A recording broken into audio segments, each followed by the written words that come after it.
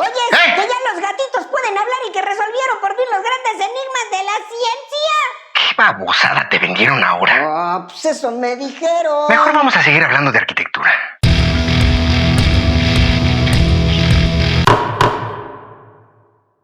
¿Qué onda? ¿Cómo estás? Pues yo soy Brad Leonardo Clooney de Momoa y sin embargo me veo así. Así es que mejor dime Hugo. A ver, bueno, sí, en estos medios está uno bien ligado al asunto del clickbait. Pero en este caso el tema no es ese, porque sí que vamos a hablar de lo que te anuncia el título. Pero ni por un tantito te vayas a imaginar que por ponerle al final de la oración y arquitectura, esto se vuelve algo remotamente digno y que vamos acá a desvelar los meandros más herméticos de las relaciones ontológicas entre la concupiscencia y las artes constructivas. No, acá vamos a hablar de pura porquería. Chisme. Chisme puerco, ¿eh? Nada fino ni culterano. Pues, si nomás le pusimos una palabra. Y ni que fuera una palabra tan digna, digo. O no, por lo menos en algunos casos que vamos a platicar por acá, ¿eh? Pero por más que parezca sobrado, primero habría que dilucidar el asunto sobre si es el sexo un asunto público, ¿eh? Es decir, ¿deberíamos estar hablando de esto? Bueno. Eso de deberíamos está muy sobrado, pero eso pues. O sea, ¿qué nos importa, no? Pero en ese caso, habríamos de entrar en la polémica que generan estos temas sobre la educación alrededor de la moral y las buenas costumbres que nos ha legado nuestra historia, ¿eh?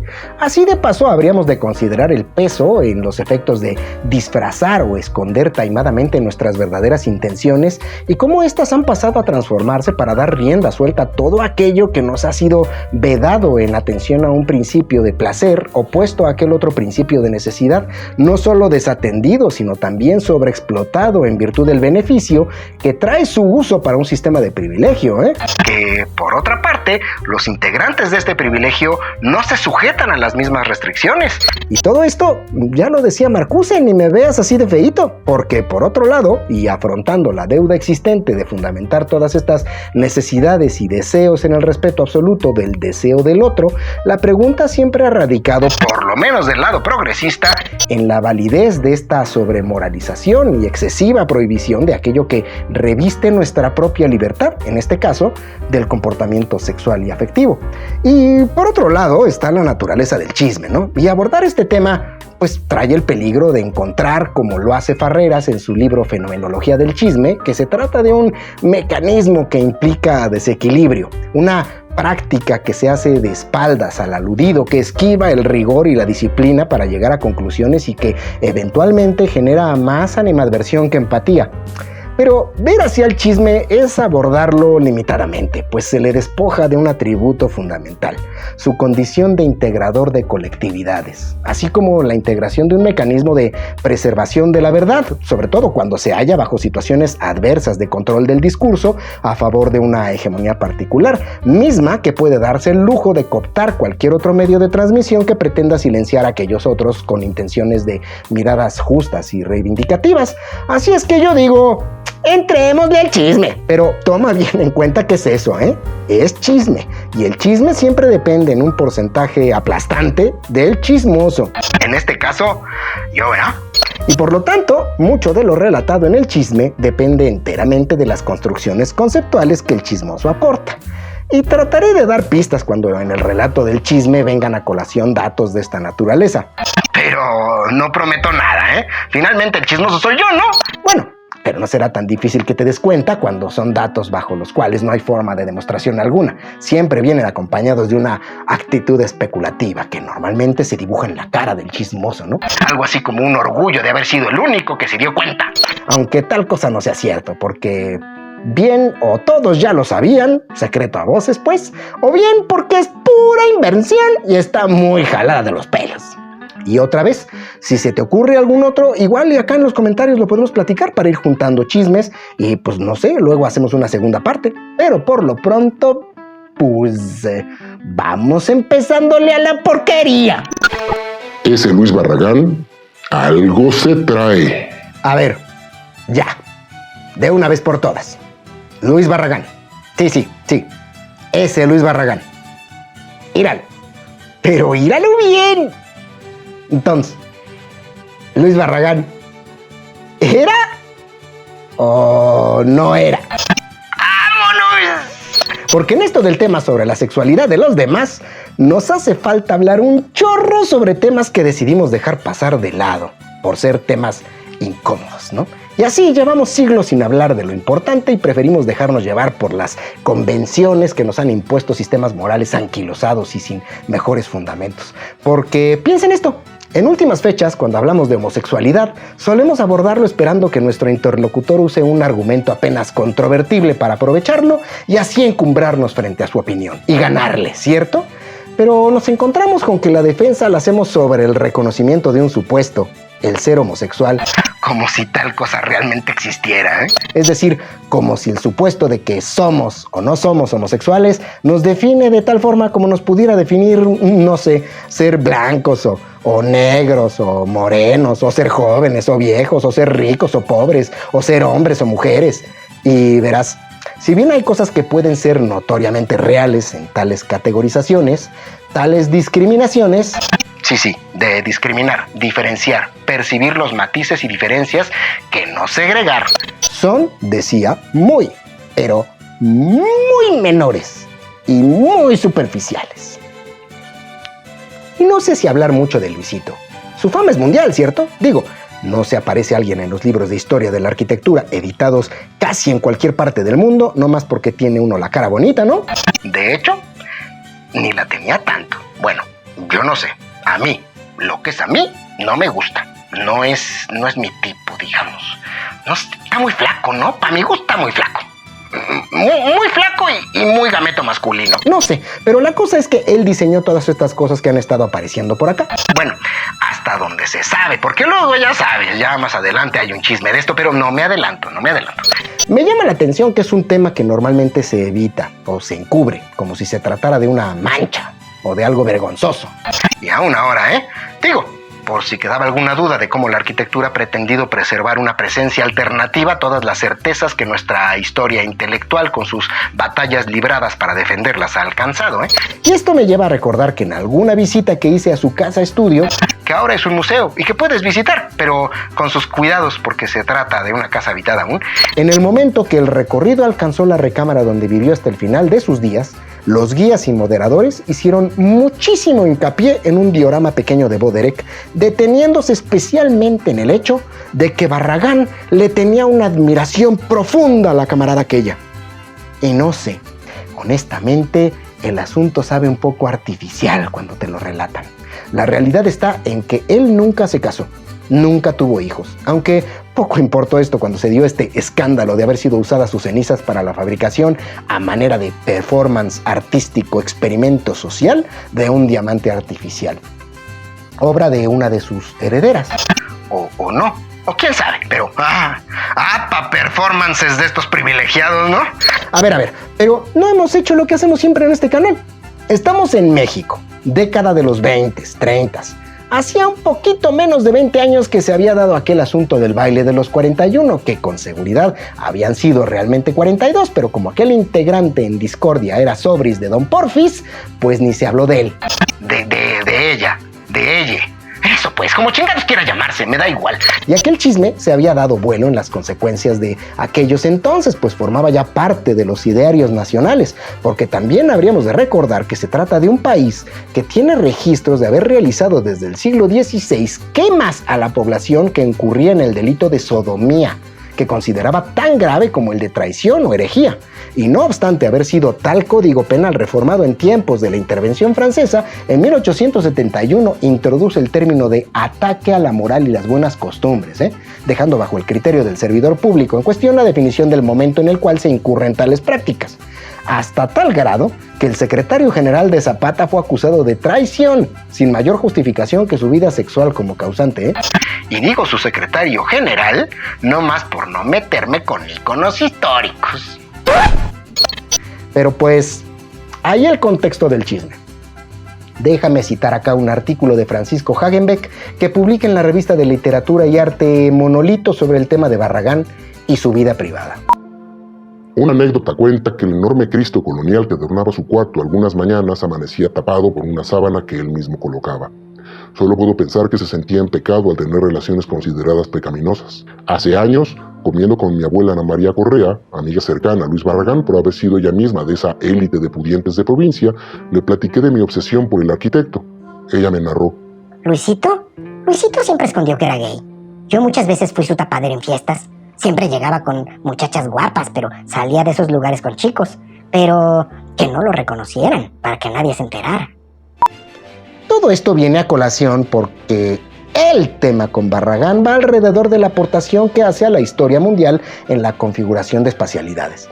Y si bien su arquitectura puede ser definida como la conjunción entre las reminiscencias sobre la arquitectura colonial y vernácula de su infancia, sí, pero sobre todo de la integración en ella de sus estudios de paisajismo en su juventud, que en aquellos tiempos no existía como una profesión completamente estructurada, sino integrada por las disciplinas menos tomadas serias como la horticultura y floristería, tradicionalmente dejadas para el estudio del género femenino.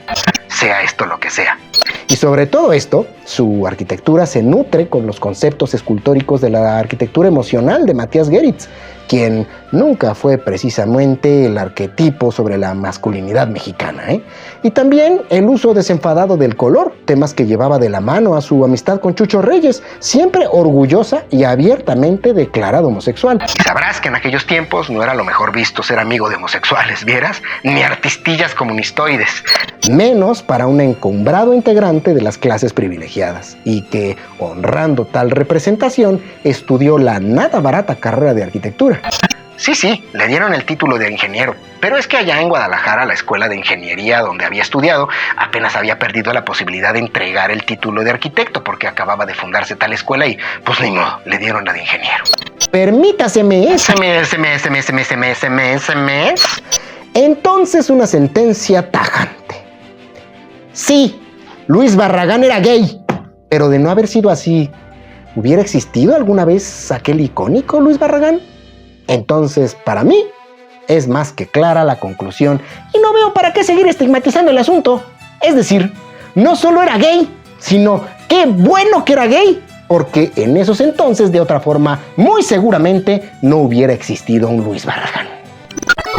Juan O'Gorman loves Frida Kahlo. A ver, igual y pareciera que este chisme no tiene nada que ver con la arquitectura, pues vamos a hablar acá más bien de pintura. Y no es lo mismo, ni muchísimo menos. O sea, nada que pinches ver una cosa con la otra, Si acaso hay alguna personalidad que puede ser identificada como practicante de ambas disciplinas, eso es más virtud de la persona que de las semejanzas entre actividades. Y mira que hay hartos ejemplos de compas que le entraron ambas materias. Aunque no necesariamente eran buenos en las dos, digo. Le Corbusier es uno, o conocido en la pintura más como Charles-Édouard Généré, Teodoro González de León, otro, o Juan O'Gorman. Y acá le paramos porque el chisme viene con dedicatoria a este mismo Cainal. Y la verdad, no sabría yo decir en cuál asignatura era mayor y mejor su desempeño. Ampliamente reconocido como uno de los aguerridos defensores de la arquitectura funcionalista que hizo patente dentro de sus encargos privados y públicos, porque sabrás, fue un funcionario especialmente distinguido por los gobiernos de esos ayeres, Sí, por algo, ¿no? Bueno, por otro lado, era él un tipo con grandes inquietudes, pero también con su buena parte de desequilibrios. Yo veo justamente en la expresión de sus desequilibrios las mayores aportaciones en su práctica, y buena muestra de ello son sus pinturas. Y a mí, las que me gustan especialmente son estas creaciones surrealistas en donde dio paso a criterios creativos muy particulares y que tuvo a todo lo largo de su periodo creativo, más en la pintura que en la arquitectura. Y estos contrastes están expresados muy claramente en un cuadro particular que hace una suerte de combinación expresa y consciente sobre tal condición: su autorretrato múltiple. Y leí por ahí, en esos territorios conspiranoicos de las redes sociales, una teoría que, no por desacertada, resulta menos interesante. En esta triple representación de sí mismo, constata que cuando decida dar fin a su vida, deberá dar fin a estas 3 representaciones suyas si quiere llevar a buen término tal empresa. Recordarás que cuando decide quitarse la vida lo hace ingiriendo una dosis letal de veneno, colgándose de un árbol y disparándose a la cabeza con una escopeta. Como ya había yo dicho antes, pero qué manera de confirmar su deseo de morirse, Y digo que esta teoría es desacertada principalmente porque Juanito aquí decide pintarse a él mismo no 3 veces, sino 5. La primera y del lado izquierdo con su atavío de arquitecto, la segunda al centro y de espaldas como el pintor, la tercera ubicada en la parte derecha como un reflejo de aquel otro pintor, la cuarta ocupando una posición superior, lo que es propiamente el retrato, y la quinta y última como la mano del pintor final de todo, que es el mismo, quien engloba toda esta decisión esquizoide de representarse así. Y aquello de esquizoide no lo digo solo por decirlo, justo lo pone a manera de aureola en aquel diablito que se posa en su hombro para, a la vez que le pinta algo que no podemos ver, quizá su psique le susurra algo que no oímos. O que no entendemos. Y de paso, identifica esta presencia con toda suerte de simbolismos entre las que se cuentan su etiqueta, bien puesta, pero bien hermética también. Voy más a mí.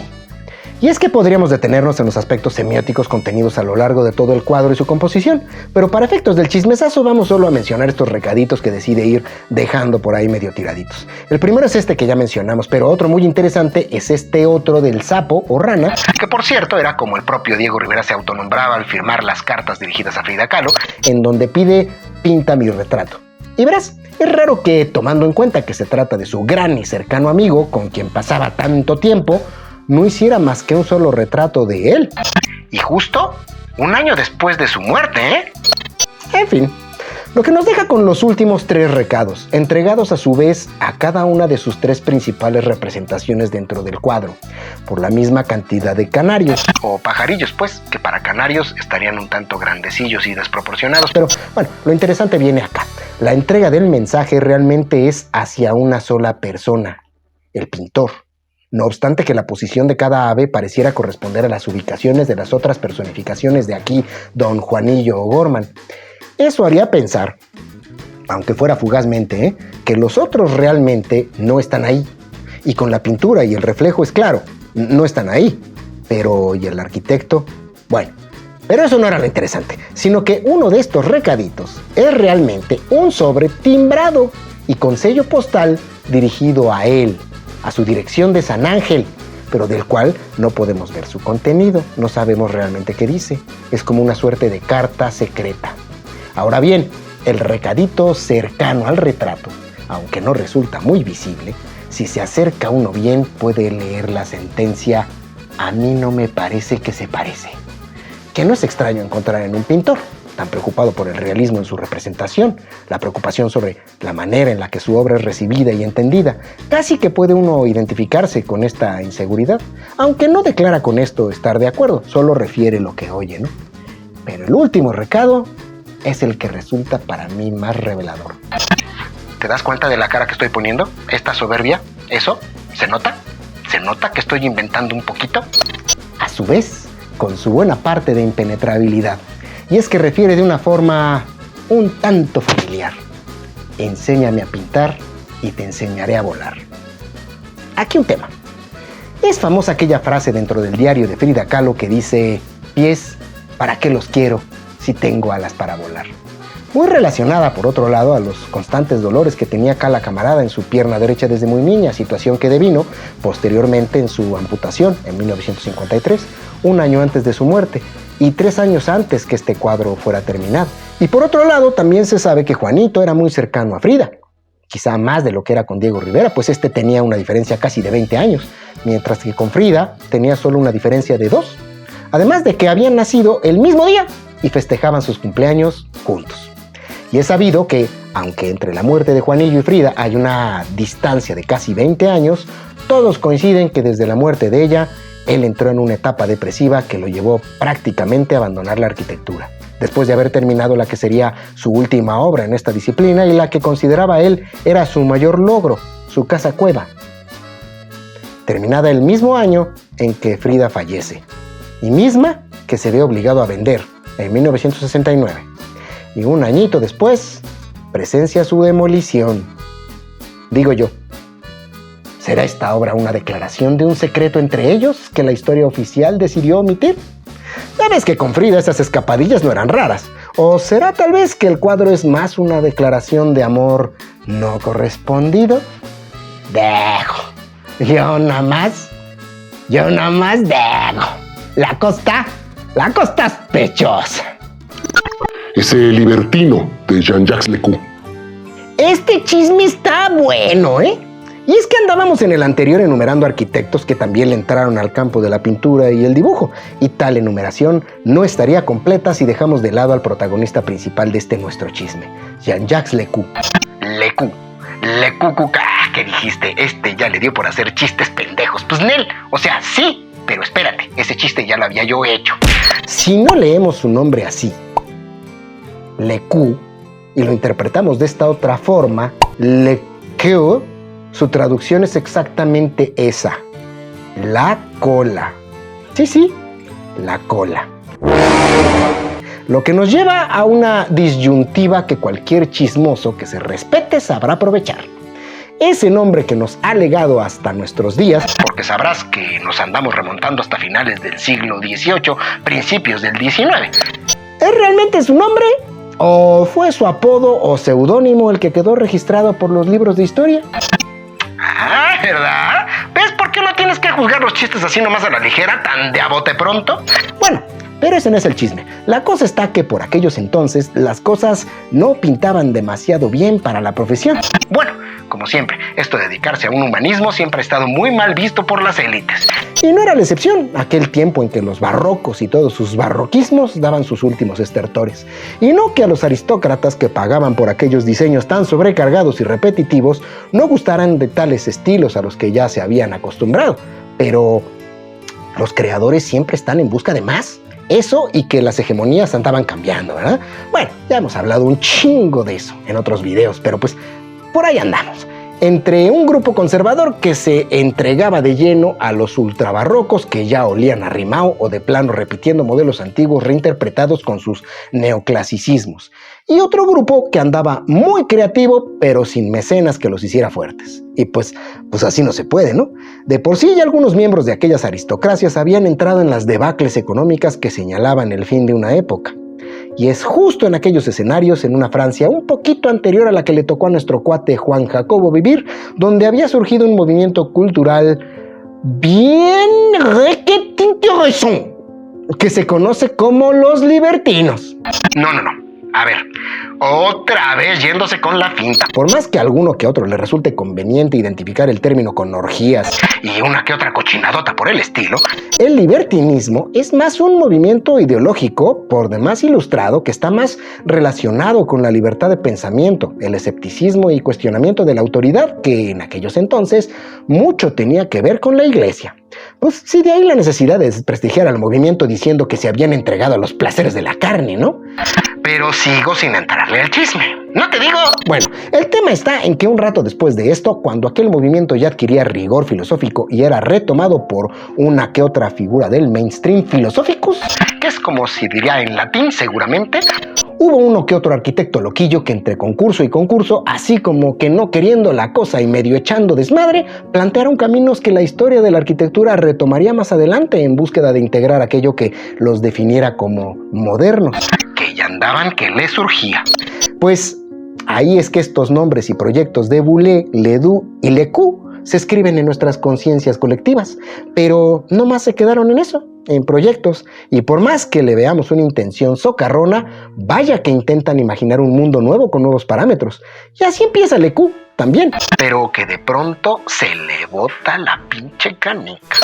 A mí no me engañan, esto es puro pitorreo, y del bueno. Por supuesto que nadie lo tomaba en serio, incluso casi que puedo estar seguro que lo veían con recelo y desconfianza. Mira que decirnos estas cosas. Y en nuestra cara, habráse visto. Y acá Juanillo, pues se las pasó feas.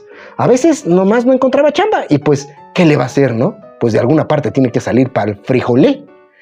Pues que se pone a vender dibujos. Y no dibujaba mal, ¿eh? Pero en aquellos entonces entenderás que no había ni revistas, ni fotografías, ni películas, ni páginas de internet porno. Bueno, porno sí había. Y por no asustar a los niños, habrá empezado vendiendo dibujos como así. Pero luego se transformaron en solicitudes más encendidillas que tornaron hacia cosas así. Y pues ya de ahí a cosas así. Es que... Uy, hasta me dio el bochorno. Pues eso. Juan Jacobo, alias el Colas.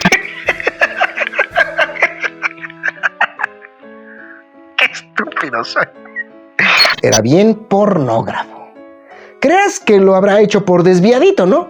Pues no. Si uno de los grandes pasos de la liberación viene justo de la mano del cuestionamiento de las normas morales impuestas por regímenes eclesiásticos, Que nunca se han distinguido por ser muy respetuosos, que digamos, ¿verdad?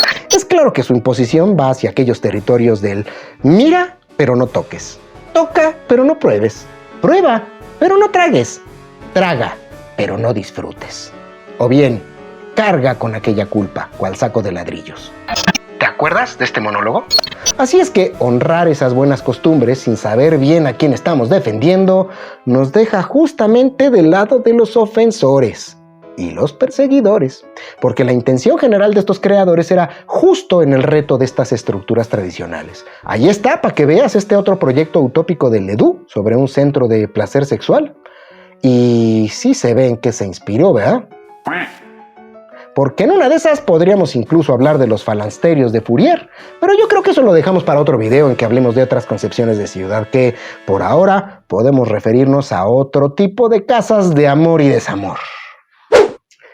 Yo creo que hasta aquí le vamos a dejar con los chismes, porque esto se hizo muy largo, entonces vamos a dejar una segunda parte de los chismes y mientras, por favor, si te gustó el video o si te va gustando el video, deja like, por favor, y si no te gustó el video, dale más para que te registres 10 veces y suscríbete al canal si no te has suscrito aún y coméntame si hay algunos otros chismes, claro que todavía falta una segunda parte, pero algunos otros chismes que tú sepas que podamos ir tomando en cuenta, igual y coincide con que los chismes que vienen por allá coinciden con los que tú me digas o hay otros nuevos con los que hacer una tercera parte y mientras ya dije, comparte este video para que sea más amplia la discusión de estos otros chismecitos y otra cosa que siempre se me olvida, ¡activa la pinche campanita! Y mientras tanto no te pierdas la segunda parte y nos vemos el próximo cafecito. Chao.